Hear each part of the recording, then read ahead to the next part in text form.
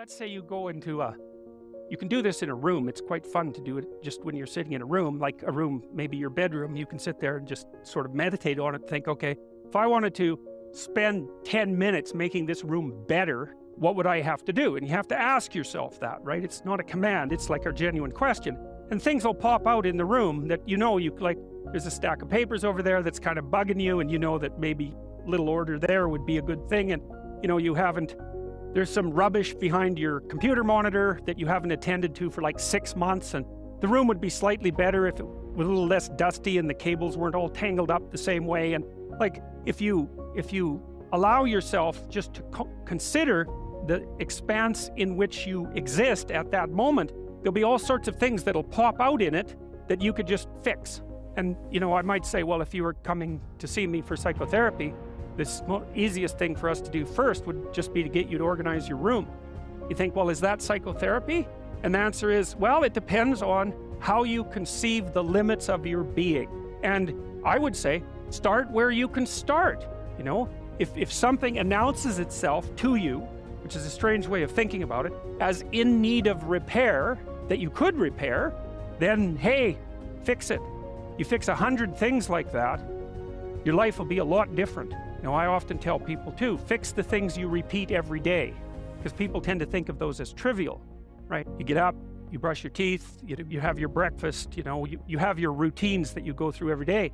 Well, those probably constitute 50% of your life. And people think, well, they're mundane, I don't need to pay attention to them. It's like, no, that's exactly wrong. The things you do every day, those are the most important things you do. Hands down. All you have to do is do the arithmetic.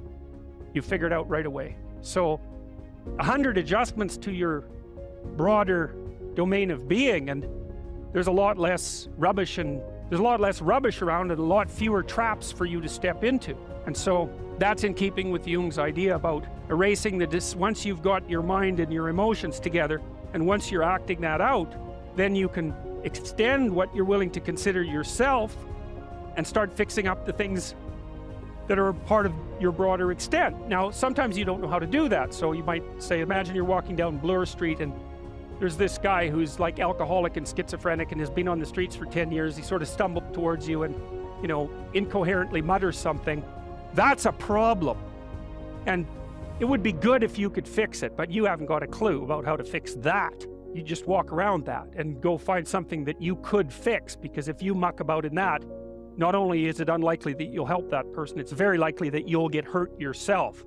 So, just because while you're experiencing things announce themselves as in need of repair, doesn't mean that it's you right then and there that should repair them. You have to have some humility.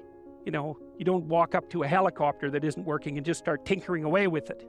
You have to stay within your domain of competence. But most of the time, if people look at their lives, it's a very interesting thing to do. I like the idea of the room, because you can do that at the drop of a hat. You go back to where you live and sit down and think, okay, I'm going to make this place better for half an hour. What should I do? And you have to ask. Things will just pop up like mad. And it's partly because your mind is a very strange thing. As soon as you give it a name, a genuine aim, it'll reconfigure the world in keeping with that aim. That's actually how you see to begin with. And so if you set it a task, especially, you have to be genuine about it, which is why you have to bring your thoughts and emotions together, and then you have to get them in your body so you're acting consistently. You have to be genuine about the aim, but once you aim, the world will reconfigure itself around that aim, which is very strange. One of the things that's very strange about a phoenix is that, well, it's immortal, but in a strange way, it lives and lives, I think, 100 years, and it gets older and older, and then one day, poof, it bursts into flames and turns into an egg, and then you get a new phoenix. So that's a symbol of transformation. It's a symbol of transformation. The bird is a spirit or psyche. And so here's what it means, in part. You know how when you learn a lesson in your life that's not very pleasant, right? It's not like when you learn something important, it's the best day of your life. It's often, the importance of what you learn is often proportionate to just how wretched it is to learn it. You learn things the hard way. You learn things by getting hit, because obviously, if what you're doing is working, you get what you want. There's no learning in that, and that's happy. It's when you're doing something and you hit an obstacle and maybe you bloody well hit it hard, and then, you recoil, and then you down into the depths you go, and you have to sort yourself out, and you realize that you're, this particular kind of idiot, and that you should probably fix that, and that's really annoying and difficult, and, and maybe you're down in the dumps and anxious for quite a while, and then you get it repaired more or less, and, you put yourself back together. That's the phoenix. Poof, into flames, bang, egg, new you. And so, that's the ability to learn. Now, human beings are very strange creatures, right? Because we're very malleable compared to most animals, like grizzly bears now and grizzly bears 1,000 years ago. It's like, whatever. They're the same thing. They do the same thing. There's no transformation. But human beings, we have this massive brain. And, it's a pain because it means you have to take care of human children until they're 40. And that's a big burden. And so, we pay a big price for it. It also makes childbirth very difficult. And it's costly. You have to eat a lot because you have a big brain, because it uses up a lot of energy. And so, you pay a price for it. But the advantage is you're plastic. You can learn. Now, learning is a strange thing because you can think of it as just acquiring more information. But you could also think of it, and this is more accurate, as finding out something that you're doing wrong, so that's sort of built into you, like a character element of your character, a presumption of your perception, or a deep habit, really built into you. It's a neural structure, right? It's alive, and you have to kill it because it isn't working properly. And the pain that you go through, in part, when you're suffering because you did something stupid, it's something like the neurology. You never get this quite right. It's the pain of the death of that structure.